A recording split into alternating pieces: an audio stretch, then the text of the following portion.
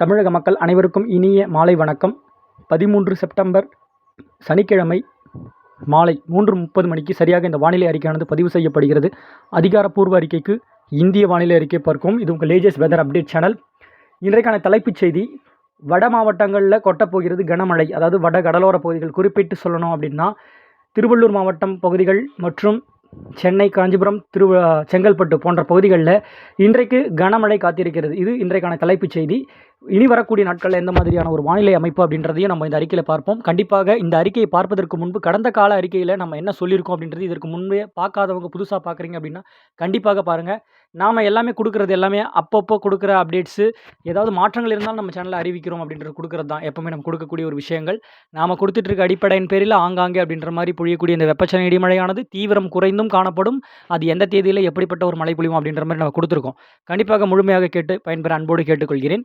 இப்போது இன்றைக்கான வானிலை அமைப்பை பார்க்கும் பொழுது இன்று அதாவது தெற்கு ஆந்திர கரையோரம் மற்றும் அந்த விசாகப்பட்டினம் இந்த ஒரு ஜோன்ஸில் ஒரு வளிமண்டல சுழற்சியாக நிலவக்கூடிய ஒரு சூழ்நிலை.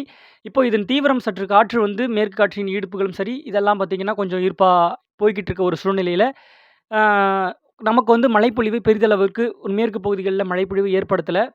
நேற்றைக்கு கிழக்கு பகுதிகளில் அதாவது வடக்கு டெல்டாவின் வடக்கு புறமாக இருக்கக்கூடிய பகுதிகளும் சரி, இந்த வட மாவட்டங்களில் ஓரிரு இடங்களில் கடலோரத்தை ஒட்டிய மாவட்ட பகுதிகளிலையும் ஆங்காங்கே அப்படின்ற மாதிரி மழைப்பொழிவை கொடுத்துள்ளது. இதன் அடிப்படையில் அதிகபட்சமாக நேற்றைக்கு பார்க்கும் பொழுது நமக்கு விழுப்புரம் மாவட்டத்தின் பகுதிகளில் கிட்டத்தட்ட 7 சென்டிமீட்டர் நிலையில் அப்படின்ற மாதிரி இருக்கக்கூடிய ஒரு மழைப்பொழிவும், புதுச்சேரி மாநிலத்தில் கடும் வெள்ளம் ஏற்படக்கூடிய ஒரு மழைப்பொழிவாக நேற்று அமைந்தது. நள்ளிரவு அதிகாலை வேளையில் அப்படி ஆங்காங்கே அப்படின்ற மாதிரி மழைப்பொழிவை கொடுத்துள்ளது.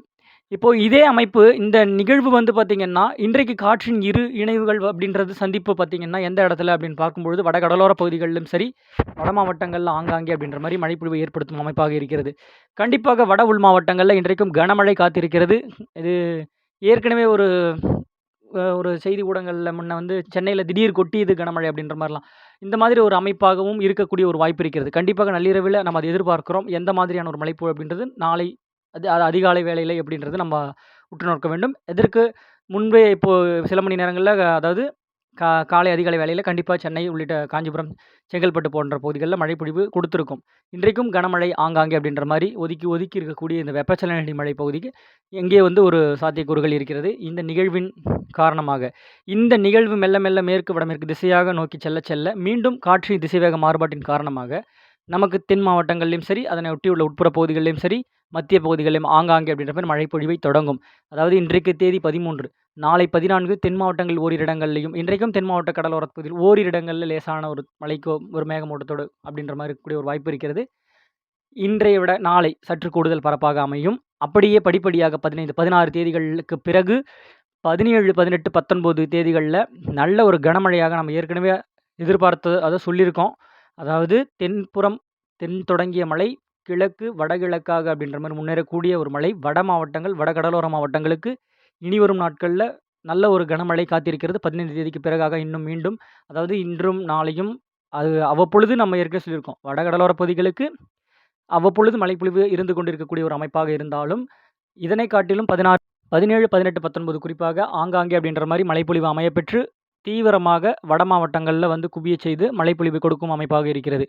இப்படி இருக்கக்கூடிய ஒரு சூழ்நிலை அடுத்து 20 தேதிக்கு பிறகாக மீண்டும் வட தமிழக மற்றும் ஆந்திர கரையோரம் மையமாக வைத்து ஒரு சுழற்சி உருவாவதற்கு ஒரு வாய்ப்பும், அப்போது ஓரிரு நாட்கள் மழைப்பொழிவும் தீவிரம் சற்று குறைந்தும் ஆங்காங்கே குறைந்த பரப்பில் ஆங்காங்கே இருக்கக்கூடிய ஒரு அமைப்பாக இருக்கும். இப்படி ஒரு மழைப்பொழிவை கொடுக்கும் அமைப்பு 20 தேதிக்கு பிறகாக இந்த நிகழ்வின் தீவிரத்தை பொறுத்து நமக்கு மழைப்பொழிவு அமைப்பாக இருக்குது. ஆங்காங்கே அப்படின்ற மாதிரி வெப்பச்சலன இடிமழை இருக்கக்கூடிய ஒரு அமைப்பு இருக்கும். அடுத்தடுத்த நாட்களில் எந்த மாதிரியான ஒரு வானிலை அமைப்பு இருக்கிறதுன்றது நம்ம வந்து நம்ம சேனலில் கண்டிப்பாக கொடுப்போம். இது இந்த மாதத்தின் இறுதி பகுதிகள் வரைக்கும் அவ்வப்பொழுது இருக்கக்கூடிய ஒரு இது.